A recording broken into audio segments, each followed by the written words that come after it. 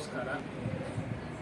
ನಾನು ಡಾಕ್ಟರ್ ಧೂಳಪ್ಪ ಪಾಟೀಲ್, ದಂತ ವೈದ್ಯ.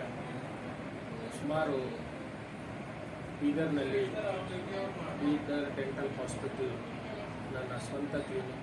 20 ವರ್ಷದಿಂದ ನಾನು ಬೀದರ್ ನಾಗರಿಕರಿಗೆ ಬಾಯಿ ಆರೋಗ್ಯದ ಸೇವೆಯನ್ನು ನೀಡುತ್ತಾ ಬಂದಿದ್ದೇನೆ. ಬಾಯಿ ಆರೋಗ್ಯ ಅತ್ಯಂತ ನಮ್ಮ ದೇಹಕ್ಕೆ ಮುಖ್ಯವಾದ ಒಂದು ಆರೋಗ್ಯ. ಏಕೆಂದರೆ ಪ್ರತಿಯೊಂದು ಆಹಾರ ಕೂಡವು ನಾವು ಬಾಯಿಯಿಂದಲೇ ಸೇವಿಸುತ್ತೇವೆ. ಸೊ ಇಂಗ್ಲೀಷ್ನಲ್ಲಿ ಒಂದು ಪ್ರೊವರ್ಬ್ ಇದೆ, oral health is over all health ಅಂತ ಹೇಳ್ತಾರೆ.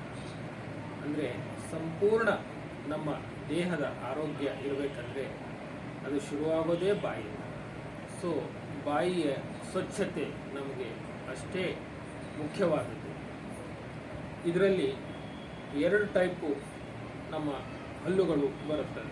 ಒಂದು deciduous teeth R milk teeth, ಅಂದರೆ ಚಿಕ್ಕ ಮಕ್ಕಳಿರುವಾಗ ಬರುವಂಥ ಹಲ್ಲುಗಳು.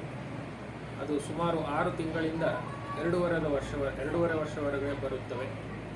ಆಮೇಲೆ ಪರ್ಮನೆಂಟ್ ಹಲ್ಲುಗಳು, ಅಂದರೆ ಅಡಲ್ಟ್ ಹೆಂಗೆ ಮಗು ಬೆಳೀತಾ ಹೋಗುತ್ತೆ, ಹಾಲಲ್ಲು ಬಿದ್ದು ಪರ್ಮನೆಂಟ್ ಹಲ್ಲು ಬರುತ್ತವೆ. ಸೊ 2 ವಿಧಾನದ ಹಲ್ಲುಗಳು ಇರುತ್ತವೆ. ಸೊ ಹಲ್ಲು 20 ಹಲ್ಲು ಇರುತ್ತವೆ, ಅವು ಬಿದ್ದು ಮತ್ತು ಮುಂದೆ ಪರ್ಮನೆಂಟ್ ಹಲ್ಲು 32 ಹಲ್ಲುಗಳು ಬರುತ್ತವೆ. ಸೊ ಸರಿಸುಮಾರು ಮಾನವ ದೇಹದಲ್ಲಿ ಹಲ್ಲು 20 ಬಂದು ಬಿದ್ದು ಹೋಗಿದ ಮೇಲೆ 32 ಹಲ್ಲು ಪರ್ಮನೆಂಟ್ ಬರ್ತಿರುತ್ತೆ.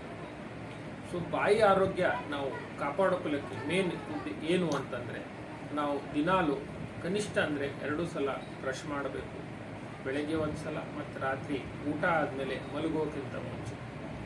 ಇವತ್ತಿನ ದಿನಗಳಲ್ಲಿ ನಾವೆಲ್ಲ ಭಾಳಷ್ಟು ಆರೋಗ್ಯದ ಸಮಸ್ಯೆ, ಬಾಯಿ ಆರೋಗ್ಯದ ಸಮಸ್ಯೆ ಏಕೆ ಬರ್ತಾ ಇದೆ ಅಂತಂದರೆ, ಜಂಕ್ ಫುಡ್ಸ್ ತುಂಬ ಚಿಕ್ಕ ಮಕ್ಕಳಲ್ಲಿ ಹಾಗೂ ದೊಡ್ಡವರಲ್ಲಿಯೂ ಕೂಡ ಅದಕ್ಕೆ ನಾವು ಅಂಟುಕೊಂಡು ಬಿಟ್ಟಿದ್ದೇವೆ.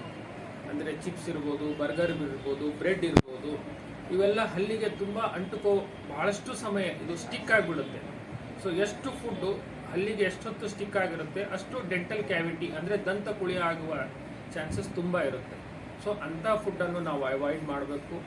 ಫೈಬ್ರಸ್ ಫುಡ್ಡು, ಹಾಲು, ತರಕಾರಿ, ಮೊಟ್ಟೆ, ಇಂತಹ ಫುಡ್ಡು ನಾವು ಸೇವನೆ ಮಾಡುವುದರಿಂದ ಹಲ್ಲಿನಲ್ಲಿ ಕ್ಯಾಲ್ಶಿಯಂ ಕಂಟೆಂಟು, ಬೋನ್ಸಿಗೆ, ಹಲ್ಲಿಗೆ, ಎಲುಬು ಹಾಗೂ ಹಲ್ಲಿಗೆ ಕ್ಯಾಲ್ಶಿಯಂ ಬೇಕಾಗಿರುವ ಕಾರಣ, ಕ್ಯಾಲ್ಶಿಯಂ ಚೆನ್ನಾಗಿತ್ತು ಅಂತಂದರೆ, ಎನಾಮೆಲ್ ಚೆನ್ನಾಗಿತ್ತು ಅಂದರೆ, ಹಲ್ಲಿನ ಮೇಲಿನ ಹೊರಗಿನ ಪದರ ಅಂತ ಏನಂತ ಹೇಳ್ತೀವಿ, ಅದು ಚೆನ್ನಾಗಿತ್ತಂದರೆ ದಂತ ಕುಳಿ, ಡೆಂಟಲ್ ಕ್ಯಾವಿಟಿ ಆಗುವುದಿಲ್ಲ. ಮತ್ತು ಇನ್ನೊಂದು ಏನಂತಂದರೆ, ಬಾಯಿಯ ಇವಾಗ ದುಶ್ಚಟಗಳು ಏನಿದ್ರೆ, ಸಿಗರೇಟ್ ಇರ್ಬೋದು, ಗುಟ್ಕಾ ಇರ್ಬೋದು, ಹಾಗೂ ಮದ್ಯಪಾನ ಇರ್ಬೋದು, ಎಲ್ಲದರಿಂದನೂ ಬಾಯಿ ಆರೋಗ್ಯ ಮತ್ತು ಇಮಿಡಿಯೇಟ್ಲಿ ಕೆಡುತ್ತದೆ. ಸೊ ಇದರಲ್ಲಿ ಮೇನ್ ಕ್ಯಾನ್ಸರ್ ಬರುವಂಥದ್ದು ಏನಂದರೆ ಟೊಬ್ಯಾಕೊ, ಗುಟ್ಕಾ ಅಂತ ಏನು ಹೇಳ್ತೀವಿ. ಸೊ 100% ಕ್ಯಾನ್ಸರ್ ಕೇಸಸಲ್ಲಿ 50% ಬಾಯಿ ಕ್ಯಾನ್ಸರ್ಸ್ ಇವೆ. ಇದೆಲ್ಲ ಅಂಕಿ ಅಂಶಗಳು ಹೇಳುತ್ತವೆ. ಸೊ ಬಾಯಿ ಕ್ಯಾನ್ಸರ್ ಆಗುವುದಕ್ಕೆ ಮೇಜರ್ ಕಾರಣನೇ ಗುಟ್ಕಾ. ಸೊ ಇದು ತುಂಬ ಯುವಕರಲ್ಲಿ ತುಂಬ ದುಶ್ಚಟ ಇದೆ. ಇದು ಯುವಕರಿಗೆ ಬಲಿ ಪಡಿತಾ ಇದೆ.